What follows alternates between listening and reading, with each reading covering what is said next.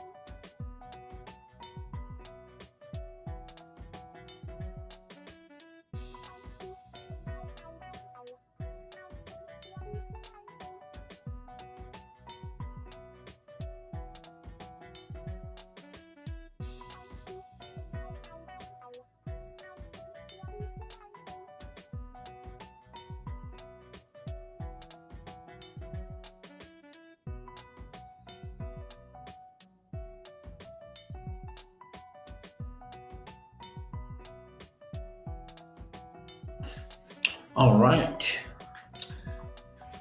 Thank you, Kevin. Thanks for joining in. Let's kick off. We are right on time. A few people still joining in, but while that's happening, we'll kick off. This session is being recorded, and we will be talking about ESG reporting today. Let's start with the introduction. So I'm Amendra Pratap. I'm from Octane Software Solutions. So we are a IBM Gold partner based here in Sydney, and we specialize in data and AI stream of IBM products. I'm also IBM champion, and our company focuses on implementing applications like planning analytics, AI tools, and automation applications across companies. not only in Australia, but across the world. This is a glance of some of our clients. As you can see, that we deal with organizations of all shapes and sizes in multiple locations. And this would give you a good indication of the type of clients that we normally work with. Today, we'll be talking about the ESG reporting and how we can do ESG reporting on one of our platforms, which is called IBM Planning Analytics. We've also got Kevin Jessup, who is from IBM, and he'll be taking us through a demo. ESG basically is looking not just at the environment side of things, but it also takes into account the social and the governance side of the corporate organization. So to be a good corporate citizen in today's world, these are all the different things that you'll need to start looking into and also be required to report on. So having a look at where we are with the regulation in Australia at the moment, this is coming. So this is going to be one of the biggest change in the reporting requirement and the disclosures that happen in Australia in a long time. The legislation has been deliberated in the Parliament and is with the Senate now for further deliberation, and is expected to come into effect sometime in the next couple of months. What it basically means for us is that there'll be a number of additional reporting that will be required, and it will be progressively increasing in the scope as we go. Speaking of scope, it requires you to report on scope 1, 2, and 3. And this diagram gives you an idea of what scope 1, 2, and 3 is, because you'll be hearing this a lot more as we go across the next few months. Scope 1 basically means the emission that you are generating. Scope 2 is what your, let's say, your energy provider, the emissions that they're doing. Scope 3 is where a lot of discussion is being had in the industry now, because it requires you to look at across your whole supply chain, your upstream and downstream, right down to, for example, the investments that you're making in the organizations that you invest in and things like that. What their emission is and how are they tracking. So it is a very wide ranging, and it has a lot of implication on your reporting. The reporting would be regulated, so it's not a optional reporting. It will be mandatory, but it will be transitioned in depending on the size of your organization and what type of organization you are. We can send you further details on that. I've also included a link in one of the slides. So if after the session, if you want more details, drop me a line, and I'll send you all the relevant links that gives you more details on this. So what are the challenges that the companies are facing? Why is this a big deal at the moment? Firstly, we already know that there is a lot of data challenges because the reporting that will be required will require us to collate data, financial, non-financial data from multiple different sources. Some of it would be internal company data, some of it would be external. So there is going to be a significant amount of data challenges in being able to collect and report on that. The other thing around that would be the stakeholder challenges. So internal and external stakeholders will all have to agree on the parameters, on the conventions and the naming conventions and things like emissions. So that's not in place at the moment. So there's no standards as such. So there'll be a lot of teething problems as we start on this reporting journey.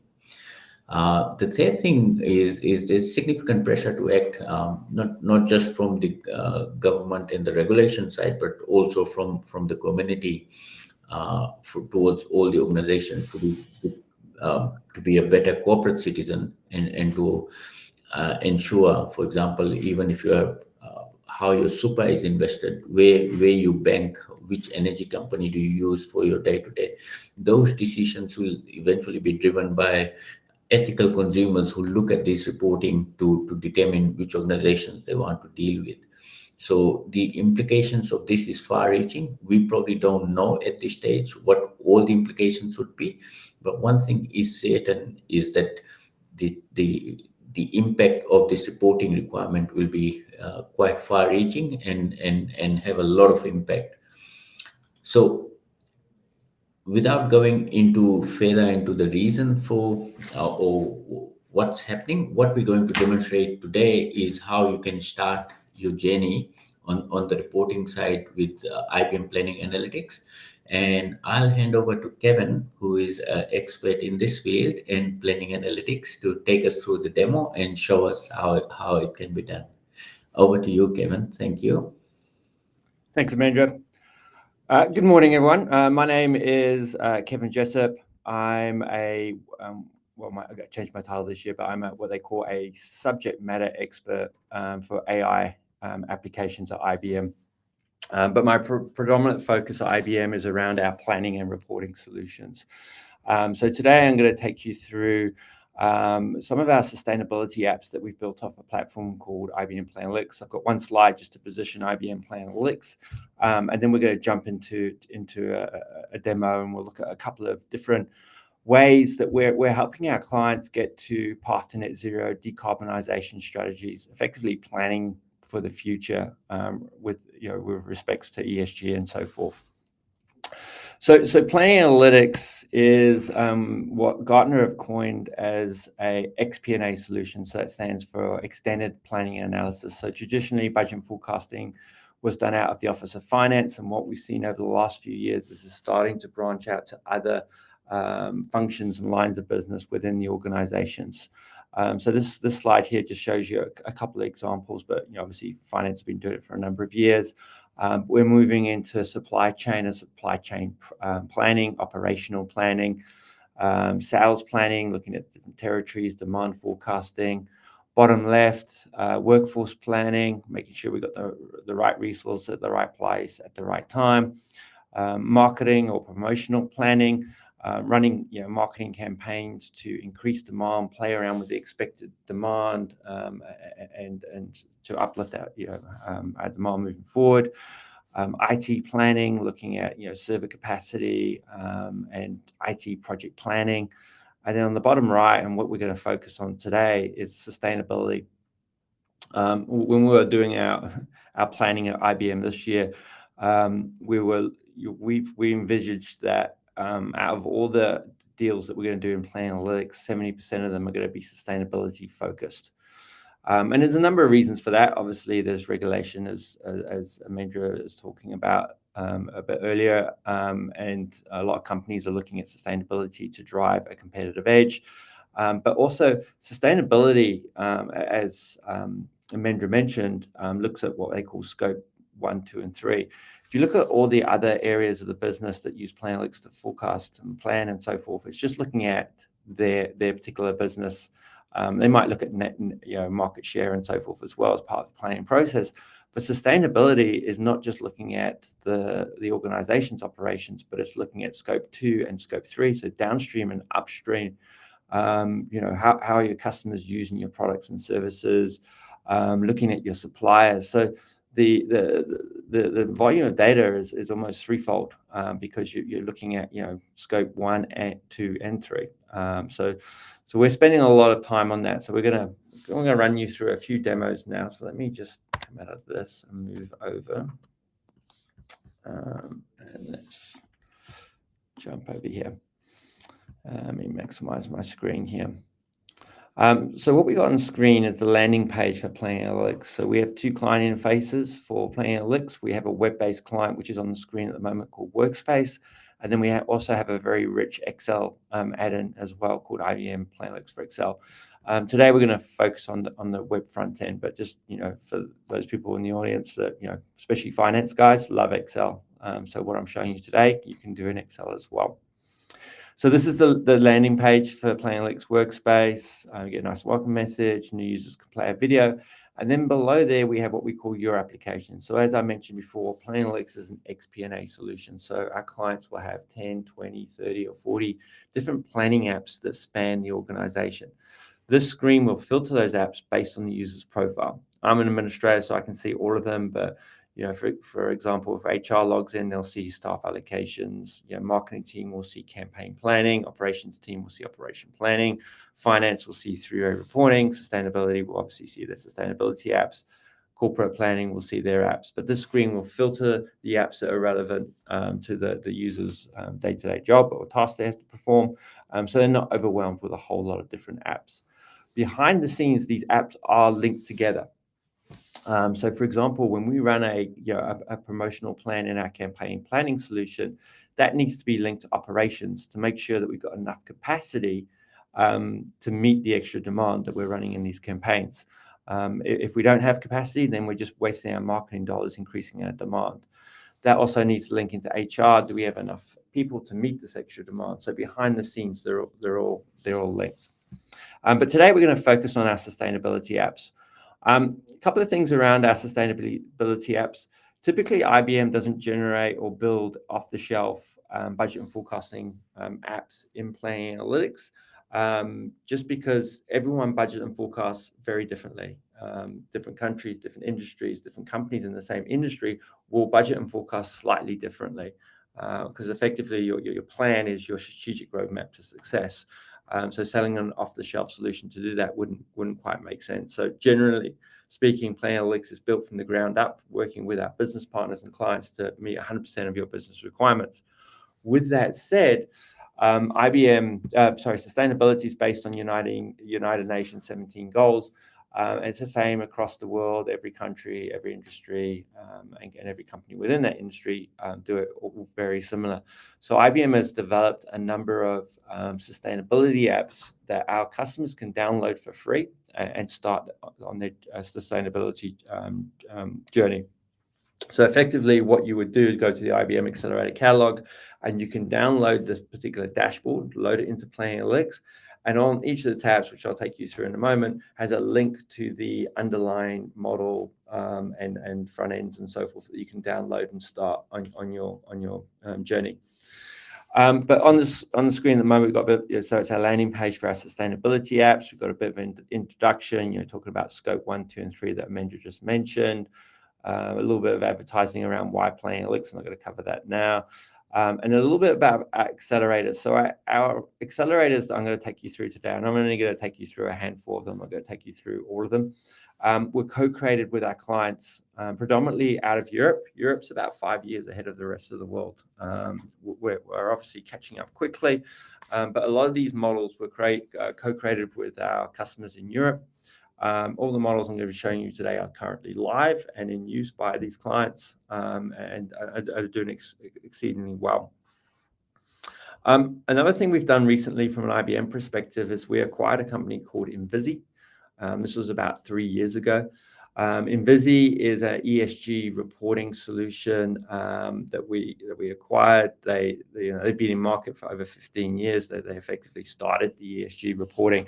And the way I kind of articulate how Invisi and Planning Analytics sit together, Invisi's like from a financial perspective is your general ledger for ESG reporting. So very, very similar in your general ledger system. You've got your actuals and so forth, and you do your regulatory reporting. And so forth, and auditability. That's what Invisi is from an ESG point of view. What we then do is we take the actuals that Invisi is producing, and then we're loading that into Planning Analytics so we can start planning for the future. How are we going to get to our path to net zero? What kind of decarbonization strategies are we going to run along that journey? And so that's where Planning Analytics comes into picture here. So we've broken the apps up into different categories. So we've got some for business departments across different industry that are not industry specific, and then we have some industry specific models today as well. We've got one for the telco, financial institutions looking at their investments or finance emissions around their investments.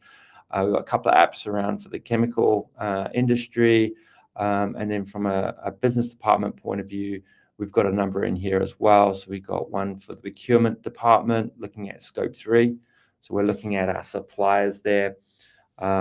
Sustainable assets. I'm going to take you through this asset in a few moments, but this is how we can optimize our current assets to reduce our CO2 footprint. Sustainable supply chain. So looking at the entire supply chain, and then looking at from an ESG perspective. So how far do our raw components have to travel? what's involved in processing those raw components into manufacturing certain widgets and so forth, and then ultimately out to retail and so forth. And this one's actually based off a dairy company, but easily transferable across different industries. But they're even looking at, obviously dairy, they need to produce milk, but they're looking at the supply chain asset goes all the way back down to the type of feed that the cows are eating, because that has a major impact on CO2 emissions. So if a cow is grass-fed, they produce fewer methane gas. If they're on grain or corn-fed, then they produce more methane gas. So tracking that is very important. Got an asset around this one's for a steel manufacturer, looking at the manufacture of steel and replacing certain ingredients in the manufacture of steel to be more sustainable, more green, and so forth. And we've got one here around decarbonisation strategy, which we'll have a look at here. We'll have a quick look at this model now. As I've been flicking through, there'll be a link on each of these tabs to download these models. So you can go on, that will take you a link to an IBM website, and you can download these models and start using them for free. And then you can augment them to meet your 100% of your requirements. So let me give you a bit of a taste of what these assets look like. So this model, what it's going to allow us to do is first look at our BAU emissions. And depending on how we want to report on our emissions, this one's based off assets, or it could be based on funds, or just depends on the type of industry you're in. But this model was actually built for a major utility. They do gas lines and so forth, and they effectively report based on different assets. So asset A could be a gas line, it could be a mine, it could be different types of assets. So here I've got the business as usual emissions, and this will typically be coming from a solution like Invisi. And then what I want to do now is forecast what my emissions are going to look like from a business as usual point of view. So if I don't look at reducing my emissions and so forth, what will my baseline look like? So we're going to forecast that for 8 years down to a 12-month level. So it's important that we bring in seasonality and so forth. I'm not going to waste your time today and go and input each one of these cells. We're going to use some of the out-of-the-box capabilities in Planning Analytics, where we can use AI predictive algorithms to look at our historical trends and produce a forecast based on what's happened on previously. So to do that, I can highlight one or all our assets here, come to the top here, and then click on the forecast wizard. I'll talk about multivariate in a moment, but we're just going to run a univariate forecast at the moment. In here, I tell the system when I want to forecast from and to. I just need to update this quickly to the end of 2032. Sorry, scroll down to the bottom. There we go. So I'm going to forecast out for 8 years, effectively from January 2024 to December 32. On the advanced tab, I can deselect certain time periods, which I'm not going to cover today. When I hit preview, what the system is doing is running 9 exponential smoothing algorithms across my actuals. And then it finds, out of the 9 algorithms, it finds the best fitting algorithm and then generates a forecast for us. So what we're looking at the moment, so I've got my 3 assets loaded here. The fixed lines, we're looking at asset A. The fixed line here are my actuals. These are my actual emissions. The dotted line here is the predicted emissions based on the algorithm the system selected. And then the shaded area is the confidence range. So the more narrow the shaded area, the more confident the system in its prediction. We also have a bit of a KPI at the top here to highlight to the user that this accuracy is high. So it's very important that, so predictive forecasting isn't magic fairy dust. It's not always going to give you 100% accurate results all the time. It's got a lot to do with the quality of the data, the granularity of the data, and so forth. So it's very important that the user understands, can I use these numbers, or should I use my own business insights in forecasting these numbers? For each of these different assets, it may pick a different driver, a different algorithm, and so forth. But we're trying to, so that the user doesn't have to know, you don't have to work out which algorithm. The system will automatically pick the right algorithm and apply that to the data. If you do have data scientists within your organization and they want to understand what algorithm was used, what parameters, what measures, and the explainability and the transparency of the numbers, they can click on the statistical details and they can have a look at what model was used. So in this case, this Holt-Winters method was used. We're storing all the measures and parameters that were used as well. But this is more from your data science teams will probably be more interested in this. From a business user point of view, they're more worried about the screen. How narrow are these bars? Does it have a high accuracy? All right, let me come out of that and I hit preview. Sorry, it's not preview. Let me come out of that again. I just want to run the forecast now. So I'll take the preview numbers and just load that into my BAU forecast. If I come out of this, before I quickly move on, just quickly explain what multivariate means. So univariate is just looking at a time series. It's just looking at historical trends, what's happened in the past to predict in the future. What multivariate allows us to do is start bringing in external factors that may drive the prediction as well. So things like inflation, unemployment rates, customer spending, weather data, temperature, precipitation, whatever it may be, promotional calendars and so forth, that will be driving your demand. So we can bring those external factors in and produce a far more accurate forecast moving forward. All right, so now I've got my BAU. So this is great. So there's a slight upward trend, but I've got got the seasonality coming through. So if I do nothing, this is what my CO2 emission footprint is going to look like for the next 8 years. On the next tab is where we start setting some high-level targets for the organization on our path to net zero. So over here, we're setting a year-on-year reduction. And then over here, we're tracking when we get to path to net zero. So the black bars here are my BAU emissions. The blue target bars here are based on my year-on-year reductions.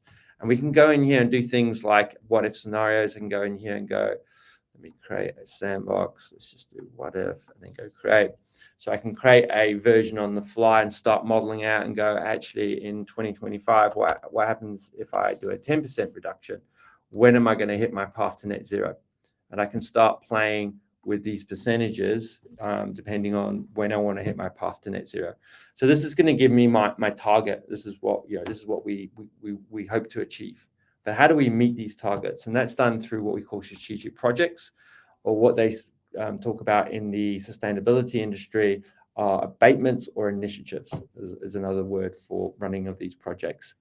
So here we're looking at a particular business line and a number of abatement projects that we're running. So we can electrify a fleet, replace line heaters, electrify compressors, solar panels, wind farms, whatever it may be. We can create new projects over here with this button on the right.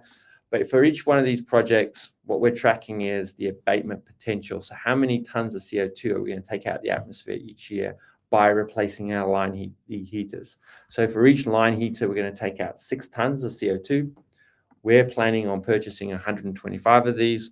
So the total reduction or annual reduction will be 750 tons by implementing this particular project. We're also bringing in the OPEX costs, the capital costs, the amortization costs. So it's very important that we bring in the financial data as well. So we're making financially responsible decisions around this. Obviously, there is a cost to go green. So we're making sure that we're making financially responsible decisions as well. Down below here, we're starting to rank our projects based on the CO2 reductions. This heat map immediately highlights that electrifying our fleet is going to give us our biggest reduction in solar panels and electrifying compressors. But there's also something called what the industry calls MAC curves. So MAC curves stand for marginal abatement cost curves. And what this allows our clients to do is prioritize which projects they're going to do first. So on this chart here, each bar is represented by each of the strategic projects or abatements that we're running. And then anything below the line is a cost saving. Anything above the line is going to incur a cost. And the width of the bar is the CO2 reduction.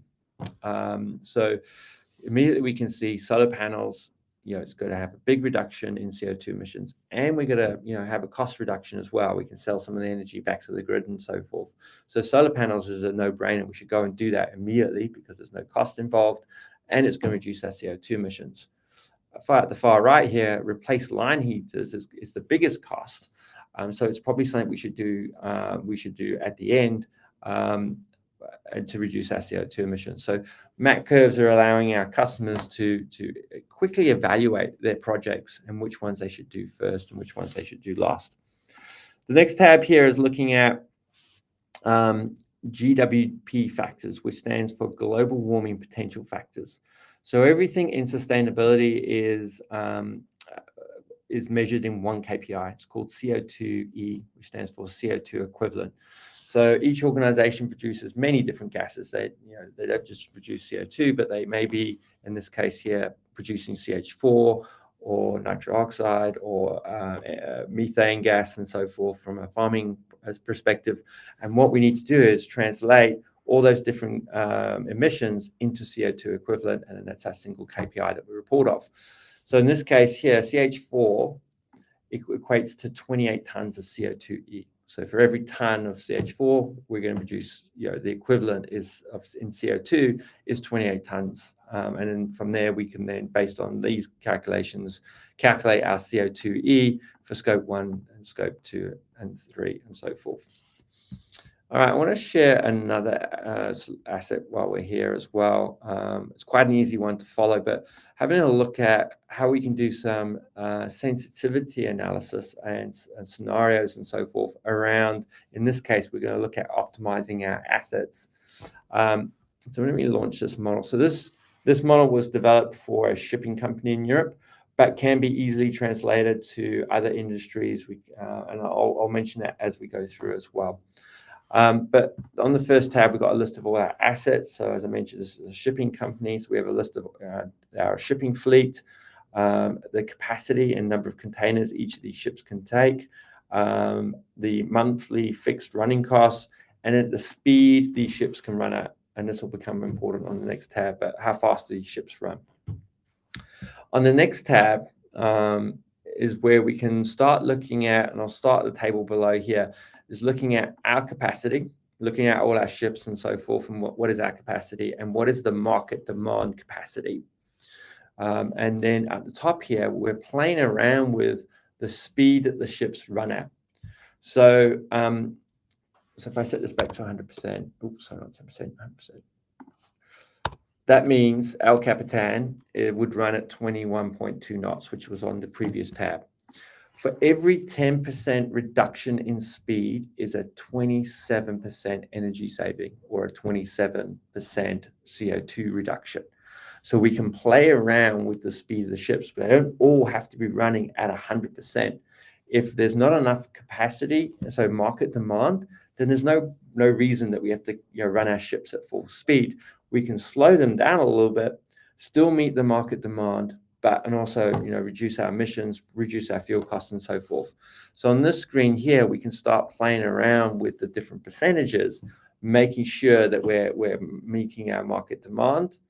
So you can see we've probably got overcapacity here at the moment, so we can reduce our ships a bit slower, and that will reduce our costs and it will reduce our CO2 emissions. On the next tab, it shows it a bit more clearer, but here we're looking at each of the ships, the reduction in speed, and then down here we're looking at the energy savings. So you can see El Capitan in January, we're running at 100%, and we've got a 0% cost saving and energy saving.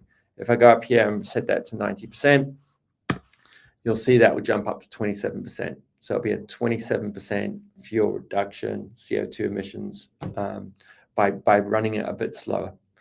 And then we can, as I mentioned, this can be easily translated to different industries, but we can translate this to looking at buildings and looking at the temperature controls on those buildings. So for every degree warmer during summer is an energy saving, and then obviously conversely in the summer, if we reduce the temperature, raise the temperature, then we're having energy saving there as well. So we can apply it to different types of assets as well. On the next tab, we're looking at the for a particular ship, the speed reduction, and then what the fuel energy saving or fuel reduction is going to be, and so forth. But then what we can bring in here as well are other measures that we can bring in to further reduce our CO2 emissions. So, for example, we can use a new propeller that's more energy efficient. We can install a new bow for the boat, so it's a bit more streamlined through the water. We can move over to biofuel, and they'll all have reductions when we implement these, and associated costs, which we'll look at on the next tab. But here, we've added a new propeller, and then we can start looking at what would the reductions be based on the propeller. So above the line, this gray line here is looking based on the speed of the ships and what the reductions will be. And then here we're looking at, if we did a new propeller, we're going to have this saving in fuel, this reduction also in fuel and CO2 with the bow and so forth. And then that all flows into our costs. Again, we've got to make sure that we're financially responsible in our decisions. But here we're starting to track all the costs. So here we're looking at a particular fleet class, but we're looking at our fixed costs, our fuel costs that will obviously be reducing at the slower we run the ships, and then our one-time bow costs, $6.5 million to purchase a new bow, one-time propeller costs, $4 million, and then we can bring in carbon offset pricing as well to reduce our emissions or to offset our emissions as well. So if we decide not to run them slower, we can still become green by purchasing offset credits and so forth. But obviously there's a cost associated with that, and then we're bringing it into the system here. So hopefully this gives you a bit of a sense from a scenario kind of planning point of view, and how we can play around with different levers to optimize our outcomes moving forward.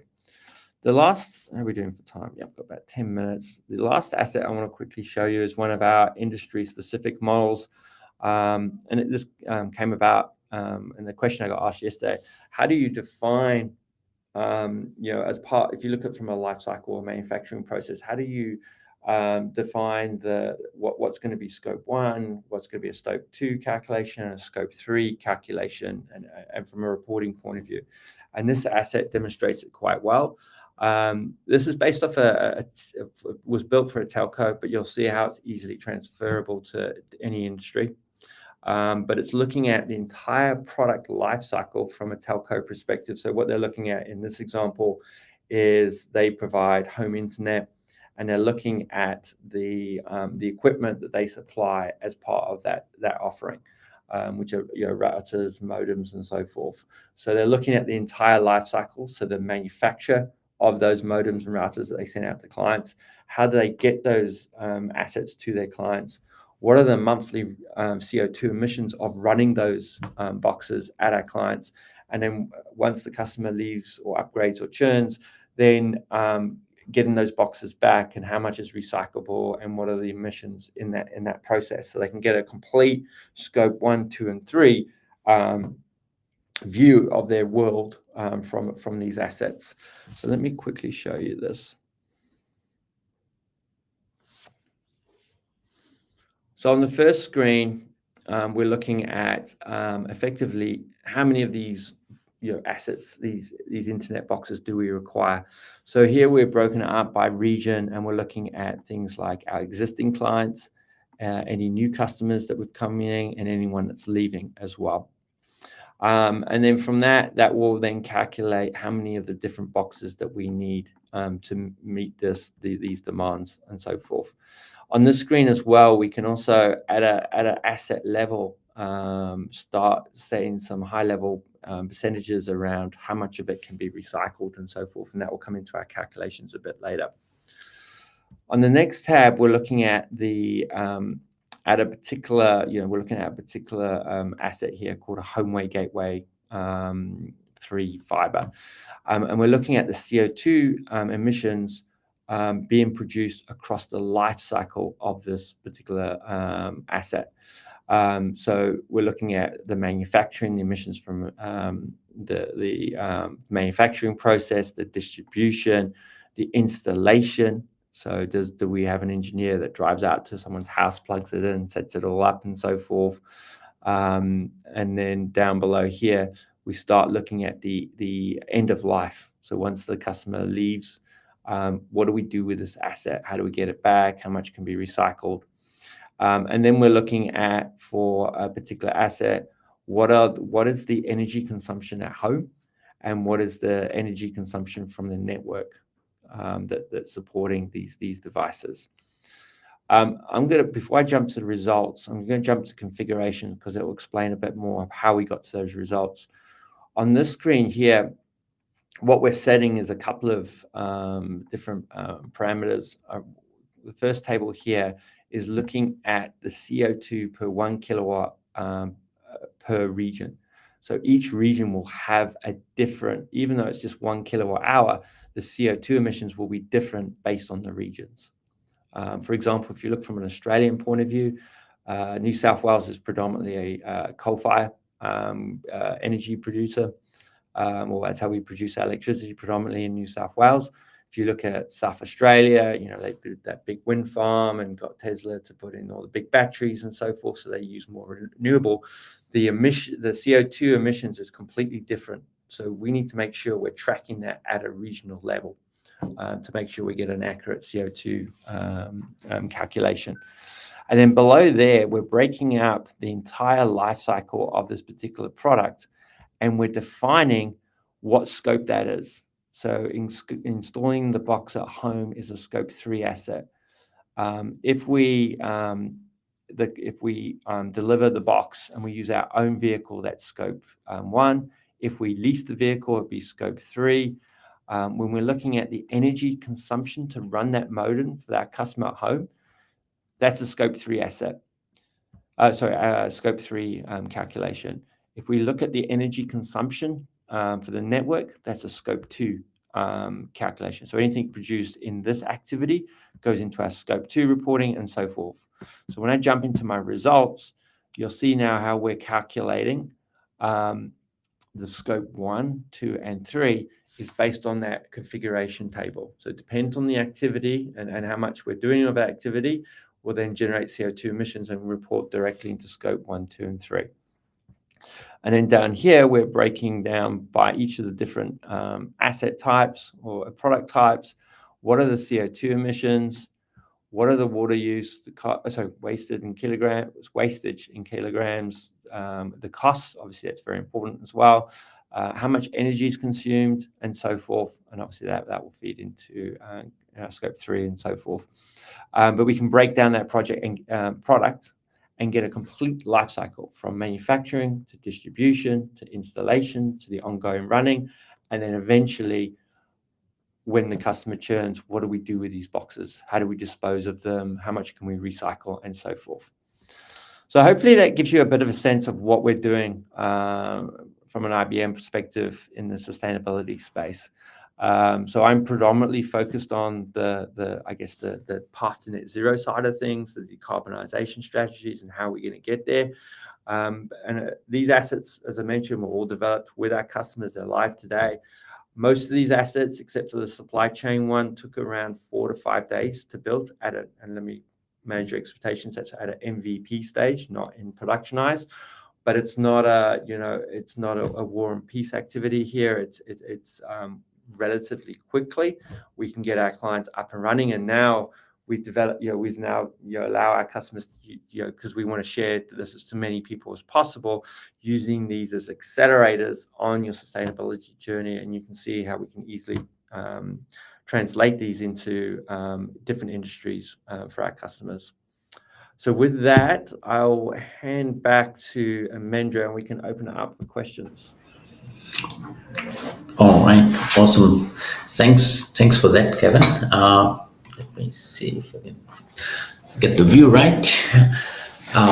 That was a really good presentation and a demo of what you can do with the application.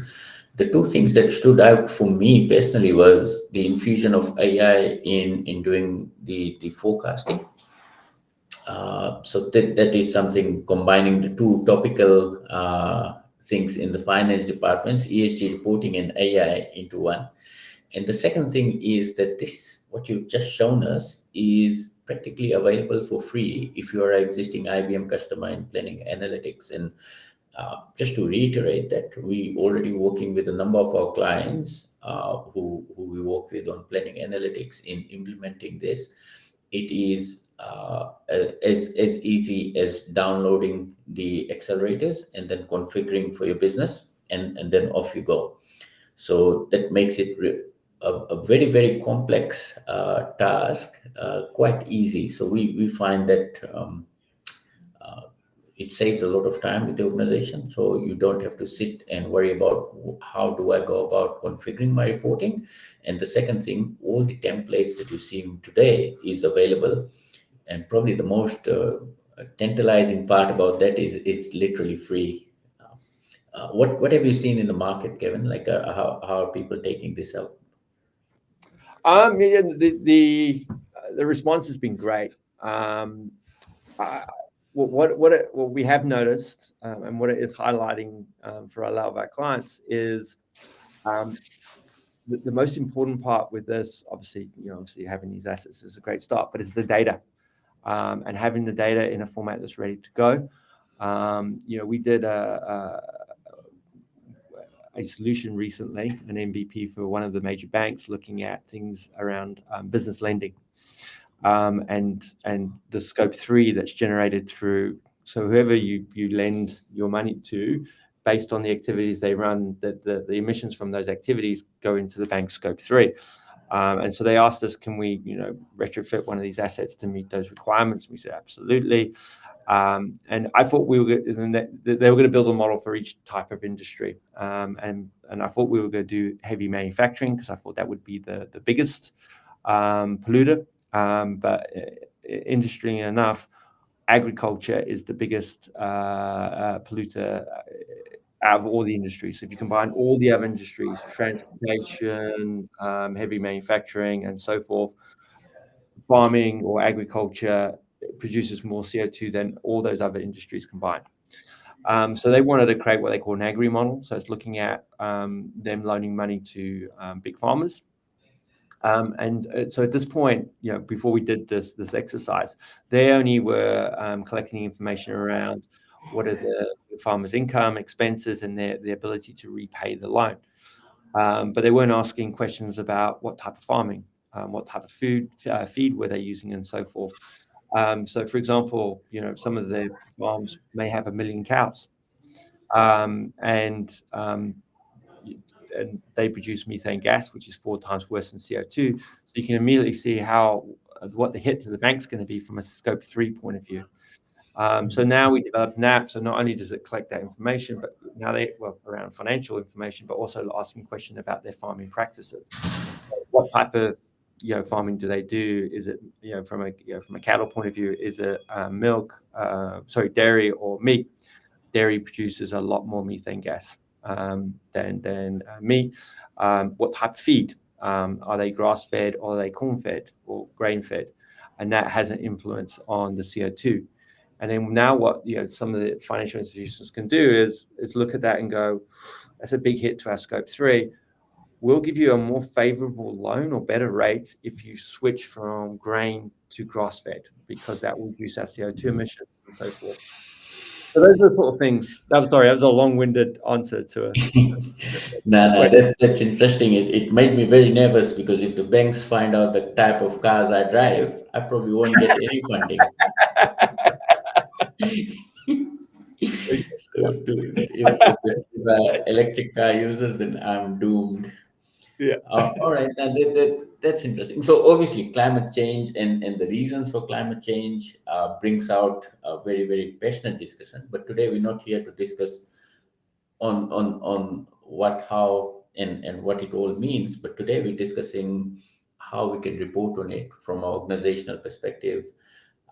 If there are any questions, I've not been able to see any questions on the chat, and I'm not.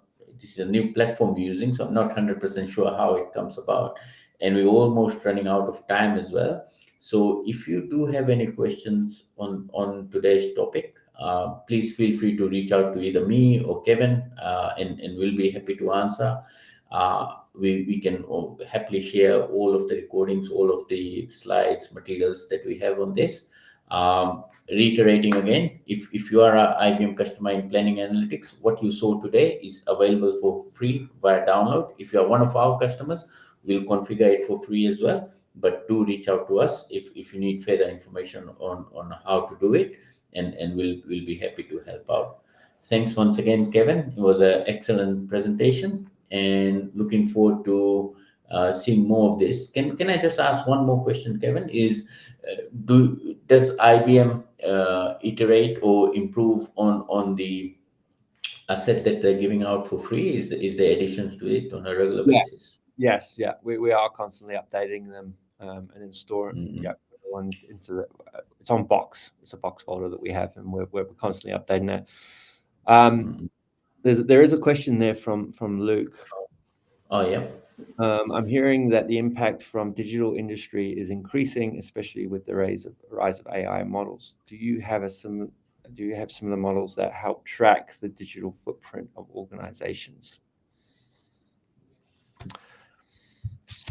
I'm gonna have to. So we, sorry, we just acquired a company called Aptio, and that's all around looking at, especially from a costing point of view, the costs of IT and optimizing that through another product called Turbonomics, which is slightly outside my area, but we can find out and have a look if they're tracking that as well. I know they're looking at the costs, and I don't know if they're looking at the energy consumption, and that will be very easily, once we've got that information, to multiply by an emissions factor to then track what the CO2 emissions are going to be. But that is a very good question, because yes, it is something that we are quite focused on. We've from a FinOps perspective, we've invested heavily within Instana, Turbonomics, Aptio, to drive more efficient and better use, turning off cloud servers when they're not in use and still maintaining a certain level of user experience, but while still saving the planet. But that is something that we can follow up with you on. Yeah, not in this session, but we also sell AI applications, and we had a session in another state recently, and one of the discussion point was the amount of processing power AI takes. So, for example, when you go into ChatGPT and type in some rubbish, and it goes through and gives you an answer or writes you an essay and things like that, it does take a lot of power within the data center. So currently in Australia, it's still under 10% of the data center capacity used for AI, but in other places like Ireland, it is above 30% already, the amount of energy that the data centers use on AI processing. So that is a very, very interesting question, and something to keep an eye out on in the coming months and years. All right. Anything else you can see in the questions, Kevin? No, that was it at this stage. All right. Thanks everyone for attending, and we'll be in touch and speak soon. Thanks, Kev. Bye.